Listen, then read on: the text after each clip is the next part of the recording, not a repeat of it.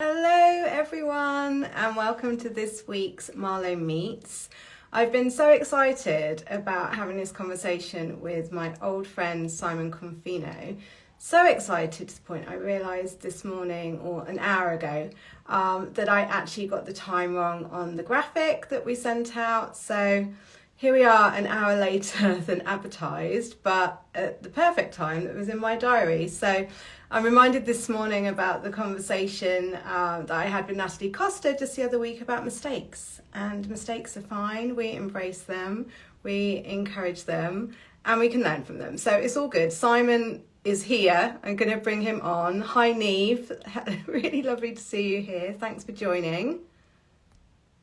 Hopefully, we did a little test run yesterday because this is Simon's first Instagram live. Here he is. Hello. Hello, how are you? Yeah, I'm fine. I'm fine, Rebecca. Can you hear me okay? I'm just turning you up a little bit so I can hear you now. That's great. Good. I'm so sorry about our little hiccup this morning. Kind of unlike Rebecca. Well, I know, but I was also thinking, maybe you don't know this about me, but I do have a little issue with numbers. And there is a word for it. It's like the numerical version of being dyslexic. Do you know what? That's really weird. You're the other person who's ever said that to me, because I say I'm time dyslexic. Yeah. Not so much numbers dyslexic, but diaries and so on confuse me. So I really thought it was my mistake. Well, no, it is a thing, and I do get numbers confused, and yeah, maybe time as well. I've definitely turned up at the airport more than once at the wrong time, but it's so far always worked out. So anyway, here we are. As I was saying before, I've been really excited to have this conversation because we always have a nice time together, and I always love your energy. So just I guess for a bit of background, and I put this on LinkedIn when I was talking about this happening, and I think on Facebook too, but we go back to, I want to say 2004 it would have been, when I was, or maybe even 2003, when I was working at the Office of the Deputy Prime Minister, and I was working on children's fire safety, which I also remembered just this week. That I wasn't actually even meant to be working on this. I don't know if we talked about it at the time, but I'd gone over there to work on the big national, the grown-up campaign, the sexy advertising about, testing smoke alarms. But when I got there, I realized that that wasn't going to happen. And I'd kind of been given, as some saw it, the kind of the booby prize of, well, you're new, last in, you can do the kids stuff. And what I loved, and I was remembering this week, was, initially at first, I was a bit upset about not doing the big advertising thing. But what we ended up creating together was so much fun. And what was seen as the booby prize, actually, a lot of people I remember in the department like, oh, that's become something quite interesting. So, taking lemons, all that kind of thing. But I can't quite remember how we were introduced or how I came to know Brainchild. But tell me a bit, let's go back. Tell me about Brainchild and how that came to be and what you were doing at Brainchild. Yes. Well, just coming back to your story, Rebecca, without sounding too kind of cliched, isn't it funny how sometimes what seems to be the negative turns out fantastic, and then it led on to a friendship, and it actually led us here. Otherwise, without that, we wouldn't be here today. So I kind of, bless these little kind of wrinkles. Yes. Things which definitely. don't great. But but Brainchild, Brainchild was actually the idea of two people. It was myself and actually my business partner at the time, Murray, we had both been in the big London ad agencies. Murray was the kind of executive creative director. Everyone had fancy titles. I had been a board account director. We'd worked in big agencies, and we just figured we just worked really well together. We had a kind of quirky humor, and kind of at the time kind of like a naughty kind of schoolboy Beano type humor. Just very, very silly and provocative in a way. And we always thought that this was kind of necessary this was very kind of authentic to who we were. And it wasn't always welcomed in the big agencies. So we thought, sod it, we'll set up our own. Mm-hmm. And the idea of Brainchild was actually, at first, we didn't think it was going to be for children and young adults. It was more, we more just said, well, we're just going to do anything. We're just going to, whoever comes that way. And we actually started, we actually launched EasyJet, was one of our first clients. Okay. Yeah. And Nando's in the UK. We've done all sorts of kind of terrible things. You now look back and think. But then at some point, we started working on a government campaign, which was all about risk-taking behaviors in young adults. Because I've kind of got a psychological mind. It wasn't its work. It was like insight into motivations and behavior. So I think we started at the Department of Health on what they then called smoking cessation. Yes, yes. Yeah. And then it went on to, we supported like the what was then, I don't think called anti-drugs, but it was like the anti-drugs campaign called Talk to Frank. Yes, that came from the Home Office. I remember that one. Yeah. And then it kind of led on to loads more. And we became seen as kind of experts in what was called risk-taking behaviors with children and young adults. And we ended up doing loads of workshops and helping the government on a big kind of road show at the time, kind of a listening tour of Britain, listening to what young people had to say. I remember having an argument with David Miliband on stage at some point because he kept on interrupting the children who were trying to, you know, and I thought he was, I mean, he's a lovely guy, but I thought he was just being a bit of an oaf. Yeah, so, it's not very good of David. No, but anyway, I had to publicly like just shut him up. Listen, it's a listening tour, not a talk. You talk enough, mate. Yeah. So, you know, that and that's what led me to work with you. Yeah. Something about the sound, Simon. Did you press something or? Probably. It was just when you moved then something happened. You know what? I set up a whole elaborate tripod system. And then anyway, it's not working. So I'm now hand holding. Is the sound okay now? Yeah, I can hear you. Yeah. Oh, David Miliband. It's so funny thinking about those government days because I worked in government for almost 8 years. And it was a particular time, I guess, with the Labour leadership and there's always lots of money to spend on interesting, creative things, which that might be controversial to say, but it was the reality. And I really enjoyed that and having the freedom really to do things like we did. We created this game for kids all about fire safety. Yeah, it's all coming back. It's a long time since we've known one another. I know. But I remember that now, gaming it. Yeah. Making it fun and kind of, that was kind of the idea. It was all about interactivity, touch, feel, fun. Exactly. The difficult messages could be fun, I think was one of the key things. It was kind of part of our ethos, really. Yeah. Didn't all have to be long faces and wagging of fingers. Yeah, and this is obviously, going back to 2003, 2004, this is pre-smartphones, this isn't apps or anything. This is like proper, paper printing games that we then old school games that I remember then taking to various educational exhibitions and going to schools and getting out with the kids in real life, which was really, really lovely. Exactly. I remember also we worked with the Department of Education. I think it was then called Education. It's now called and the people at Education said, we want a brand like Talk to Frank for education, where we can have like a call center and children and young people can phone in for if they've got problems or need help or advice on education. So we kind of cooked up Talk to Ed. I got it. Yeah, you got it. That one, funnily enough, doesn't resonate. I don't remember that one as strongly as I do. Basically, they threw it out. They basically, even though everyone was awash with money back then, they said, we'd kind of propose this elaborate call center and employing lots of people. They said, probably not this time. Yeah. Yeah.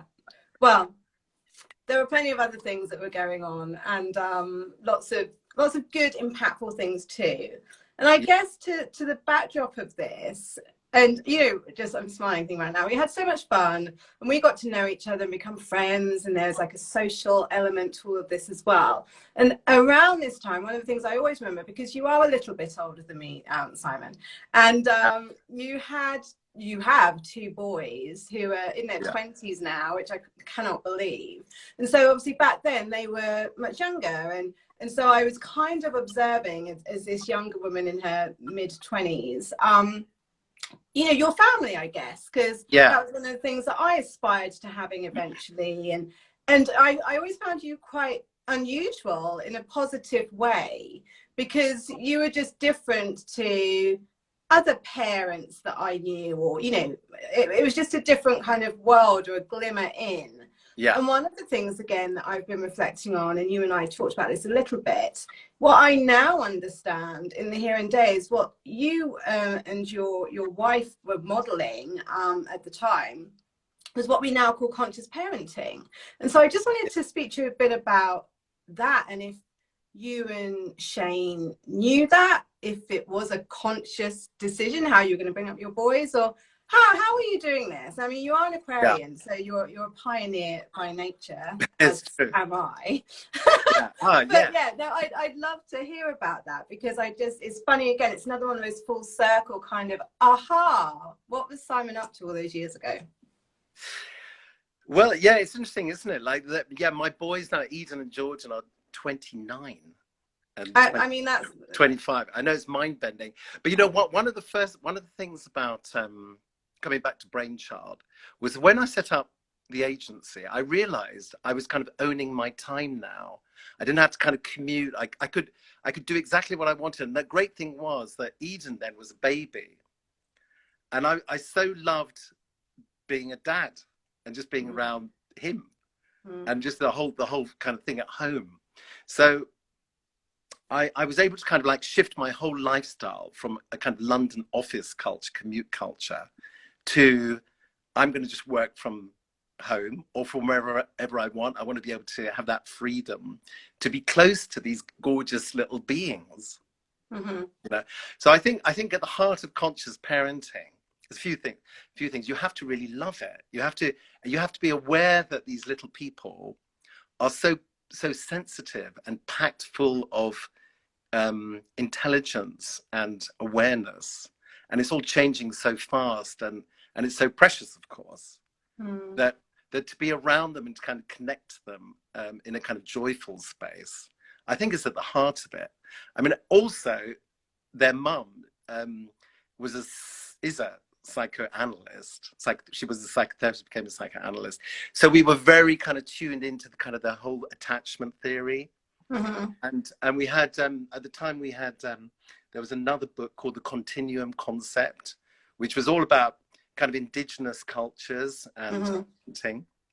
So we actually had a bed built for us and a mattress made for us, which was like huge. It would not be called it wouldn't be called king. It would be called like dictator of a small banana republic sized. Right. I think I did know about this, but I completely forgotten that you had a bed made. It's kind of 3 in a bed type thing, or then 4 in a well, 4 in your case. No, I mean, obviously, it's not always like that. It's just it just means it's less like a big space. They had their own space as well, don't get me wrong. Yeah. Right? We needed our privacy as well. But there's this sense of, that your boys were welcome. I mean, for my part, Aura, my daughter, who's 3, she's just going through that phase of every morning wanting to get into bed with us. And I have to say, I love it, because, I know it's not going to be forever. And so I go in and she's like, oh, can I come in? And I get a little hand, and, in we are. And, there's something really lovely about that. And as much as you say, she has her own space and she has her independence, but we're all together. Also, the kind of the old school thinking was, if they get in your bed, if they're too involved with you, they're going to separate. You're never going to have your own life. But of course, turns out that with conscious parenting, you get to find out, well, the better they are attached, the less clingy they become, Yeah. the more solid they are, the more excited they are to explore the world around them. And Yeah. actually, it's the ones that are kind of pushed away to some extent, or arm's length parenting. They're the anxious ones who end up being clingy. You make such a good point. And I think, you know, I can only speak from my own experience, and some of those things you would hear around, particularly when Aura was a baby, of, oh, you know, you've got to get them in a routine, or you've got to do, you know, all these rules around what you should do, otherwise you'll spoil them. You hear that a lot. Or, oh, you're creating a rod for your own back if you do things that way. And I think you're absolutely right. At least in my experience with Aura so far, you know, we've got a really confident, happy, independent little girl who, you know, comes to us as and when she wants to and needs to. But then at the same time, at the minute, I've actually put a ban on going out for lunch with her, because she understandably can't sit still, but more so wants to speak to everyone in the restaurant. I need to know all of their names, and you know, that's a real joy to see that she is a confident girl and happy in the world of the world. Yeah, it's beautiful to hear. And funny thing is, Rebecca, that you are raising Aura round the corner to where I raised my kid. I was in the street on the other side of the park. Which is really funny, because when we knew each other, you weren't living in Crouch End, where I am now. You were in Belsize Park. And so, yeah, this only came to light when we kind of reconnected properly around this time last year. So, yeah, it's some of these mirrors and these little kind of touch points are very funny, aren't they? Well, it's very heartwarming to think you're now taking Aura around the park. Yeah. I brought my kids up in. Exactly. Beautiful. We've picked up the baton. Yeah, but anyway, the good news is that these my sons are amazing young men. They grew up well. I'm sure. Of course they did. Yeah. Of course they did. So I don't think it's that many years off I'll be a grandparent. Like, I shouldn't say. Who knows? Wow. I bet you can't wait. That would be lovely. I just want to see Liana, who's on. Hi, Liana. You asked, what is it called again? I think, are we talking about conscious parenting?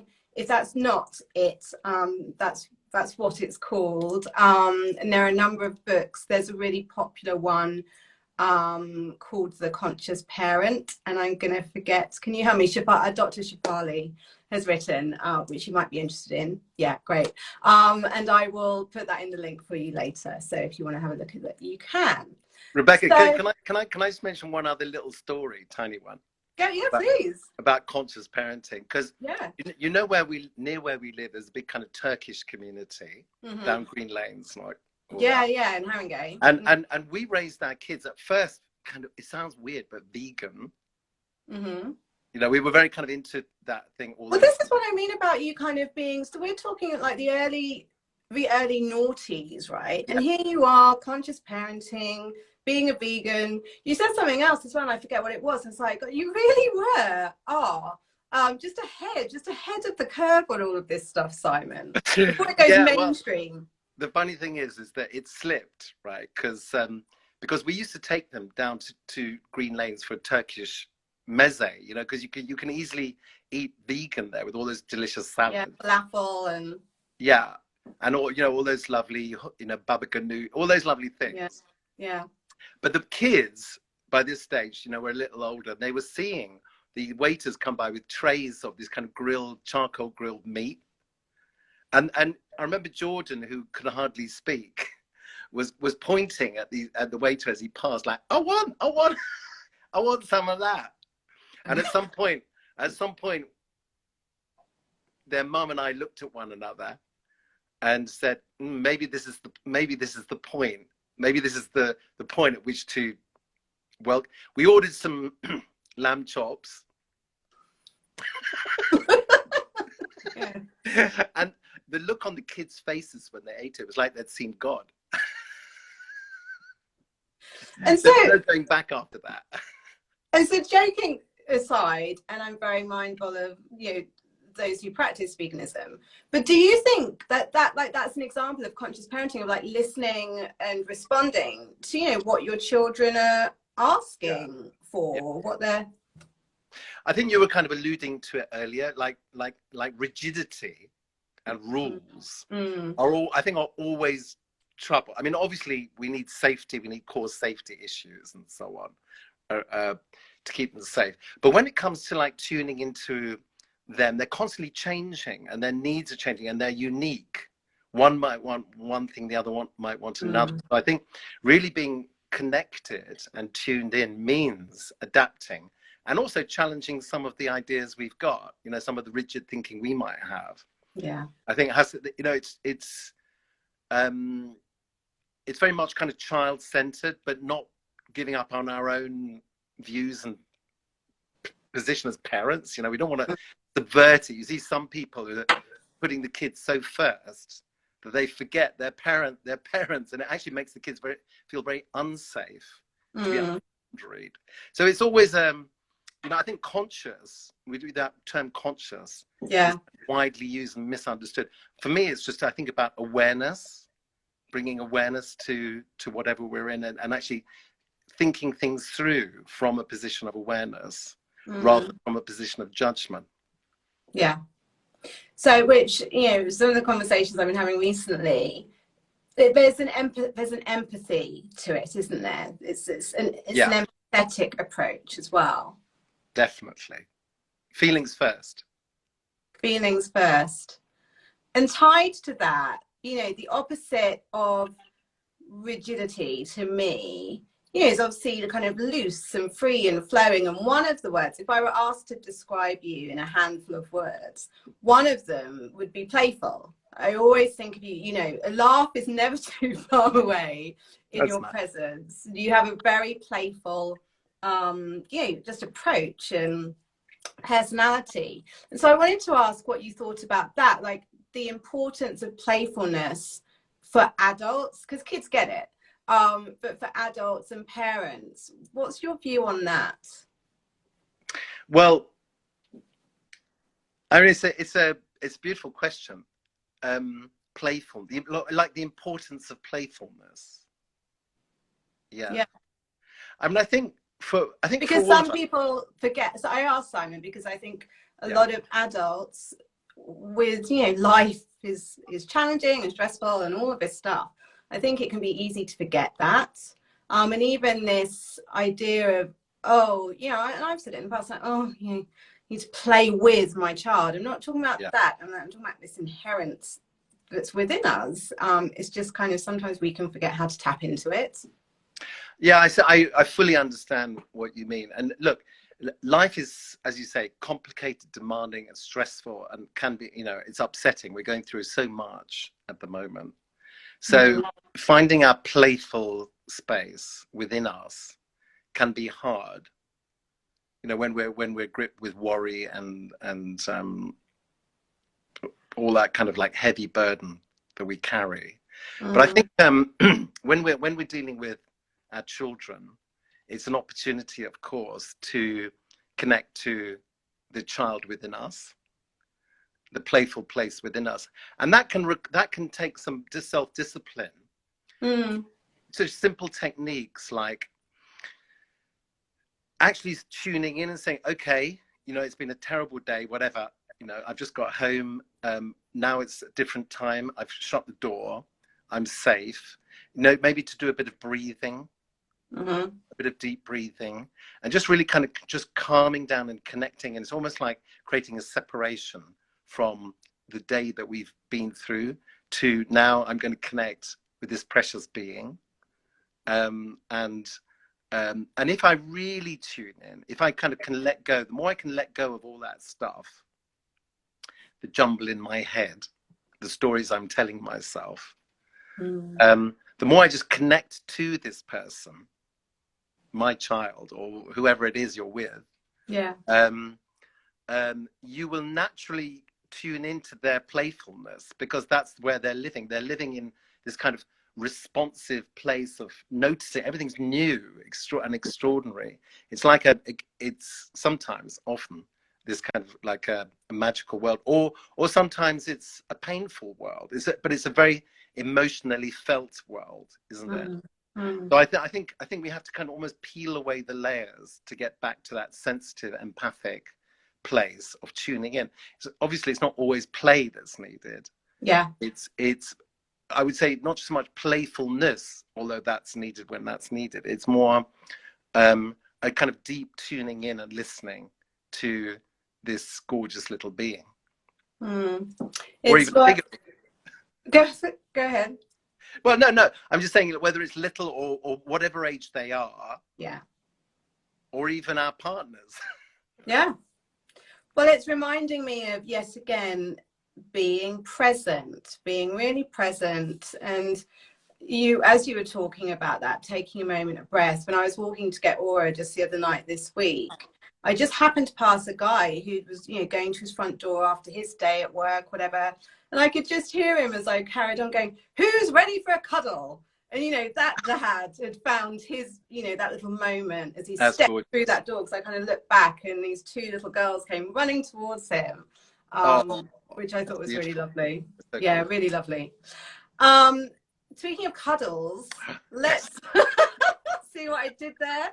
Let's that was segue good. in to what's going on now, and Cuddles the Cuttlefish. Tell me about Cuddles and how this came to be.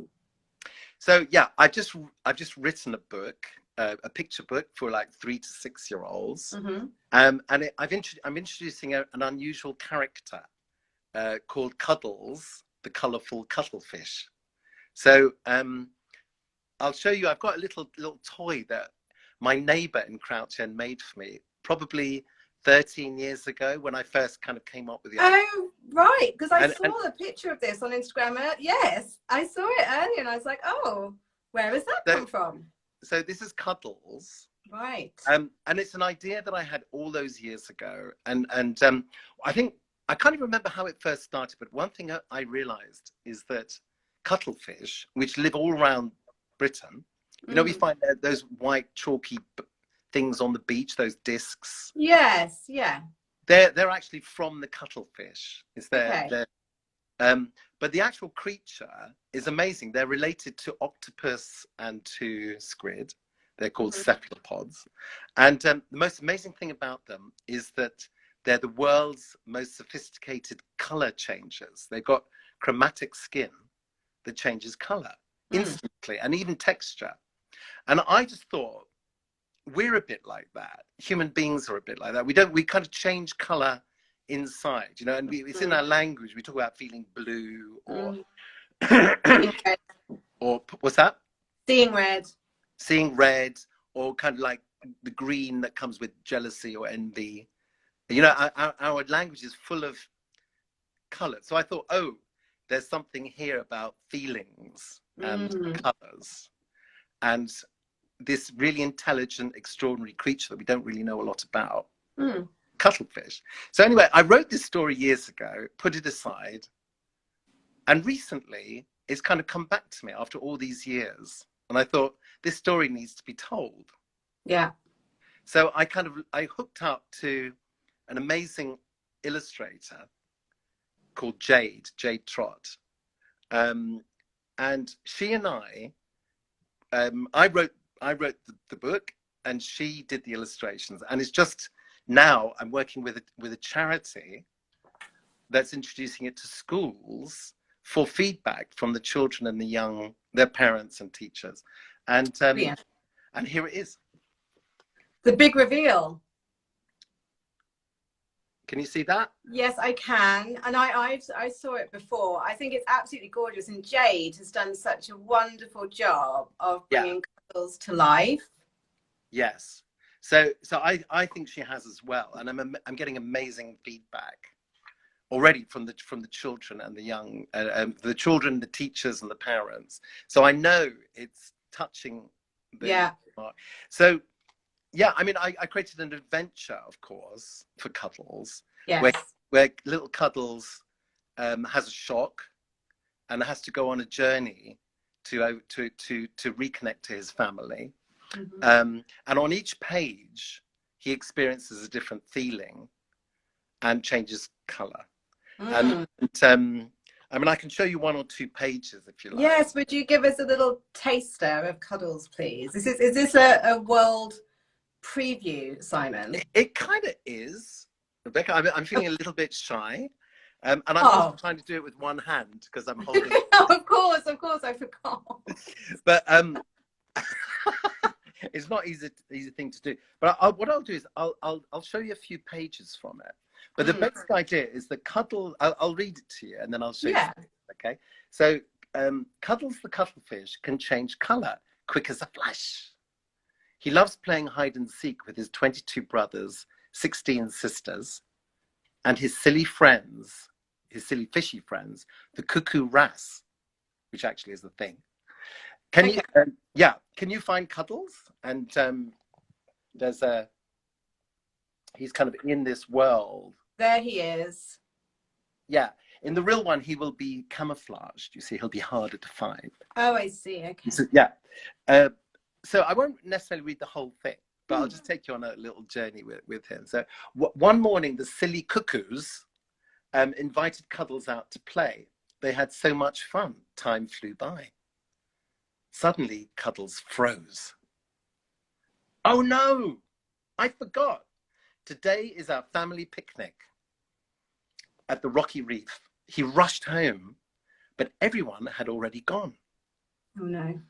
Cuddles was so angry, he turned red as a fire engine. And I'll say it.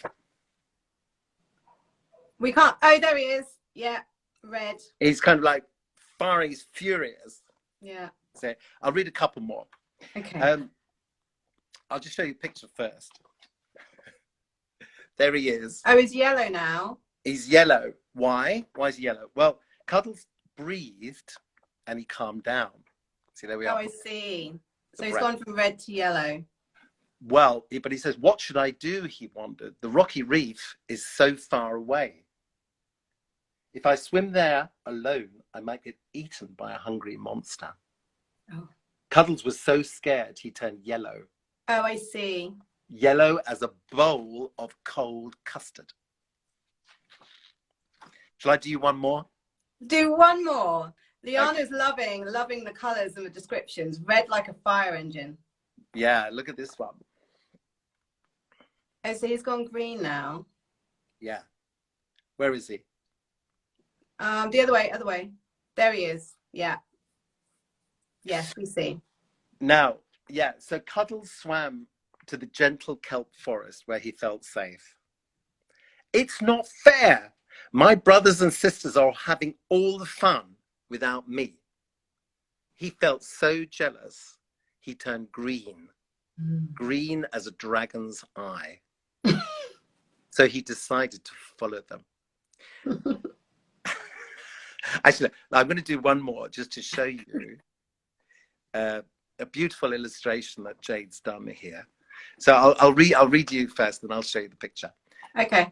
Cuddles swam to the edge of a steep cliff and peered into the dark depths below. He felt so small and lonely and began to cry.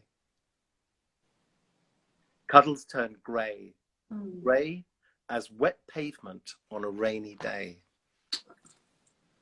Yeah, and can you see him? Yes. Can you see him? Can you see the one tear? Yeah, just falling down. But the story, of course, has a happy ending. Good. But he's still quite angry with his parents for leaving him.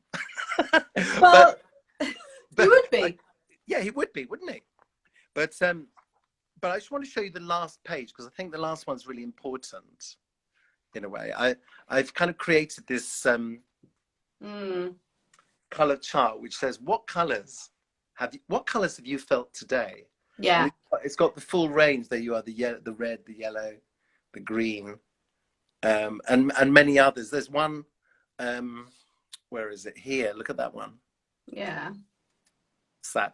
So the point being that what I wanted to do was create an experience for people reading with the child, where I wanted them to have a story where they could learn to acknowledge, name, and express encourage them to express the full range of their feelings, and where the adult or whoever's reading with them can then say at the end of the story, so what colors have you felt today? Yeah.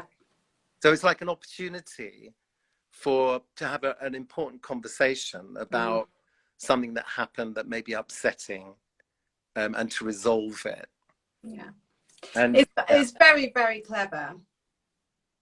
Thank you, Rebecca. And the last thing to say is that I'm working with a really cool eco toy maker, so the idea is that you can even have a little cuddle toy. So you can have the book, the conversation, and then cuddle up to your little Cuddles toy. Yeah. I mean, I absolutely love it. I was lucky enough to see an earlier version this year and read the whole story. And I think, as you said, what feels super powerful is, and again, as I imagine reading this to Aura at bedtime, or to have that opportunity, as you say, and to, just give some more language around the breadth of emotions that we can have. And I think the layers around the colors as well just make it really simple, but really effective. So it's a winner, Simon. I love it. I can't wait to have a copy and get my own little soft, cuddly toy version of Cuddles. Oh, it's coming your way soon, Rebecca. I think in the spring it should all be ready. Wonderful. So we've had some lovely comments during the chat, and they'll disappear afterwards, so I will say them so you can hear them. But Callie had said the imagery is so vivid and communicative. And Liana said it's a good connection, a good way to express their emotions. So I suspect you have got some people watching now, or perhaps watching later, who are going to want to get their hands on a copy. I know you said it's going to be spring, but how can people be in touch with you, Simon, or find out more about Cuddles? Well, Cuddles has an Instagram page, of course. Cuddles the Colourful Cutterfish. Great. But I think I'm more than happy to receive like a message on email if someone wants a copy. I'll just put it on. I'll just keep a record, and when they're properly complete, when the book's complete, I will contact you. Brilliant. So you don't have a website for this just yet, or do you? Not yet. No. Do you want to help? People can contact. Sorry. Do you want to help me? Of course, I'll always help you. Absolutely. We'll get one up within the week. Great. So I'm going to put links to Simon's Instagram and Cuddles' Instagram on the bottom here so that people can get in touch. And if you're watching on YouTube, I'll put a signpost there as well. But we're coming to the end of our time together, my lovely. Thank you so much. It's been lovely to spend this lunchtime with you. It's been a load of fun.